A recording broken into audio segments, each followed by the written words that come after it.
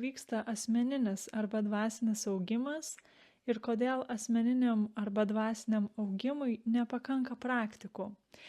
Tai šis epizodas gimė iš mano pačios patirčių, iš to, kad, tiesiog kurį laiką praeityje tikrai jausdavausi kažkaip tai nusivylusi, nes vis atrasdavau įvairias, metodikas, dvasinės praktikas ir kai jas atrasdavau, atrodydavo, kad dabar jau tai yra tas metodas, kuris, išgydys mano visas ar tai traumas, ar bent jau didžiąją dalį jų, ar, suteiks man dvasinę ramybę, ar, padės išsivalyti visas savo čakras, nesvarbu, kas tai bebūtų. Tiesiog lūkesčiai būdavo,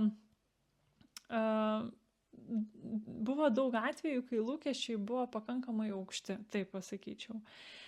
Ir nors tos praktikos man tikrai labai padėjo gyvenime, bet, būdavo toksai dažnai nusivylimas, kad, aš tikėjausi galbūt daugiau iš to.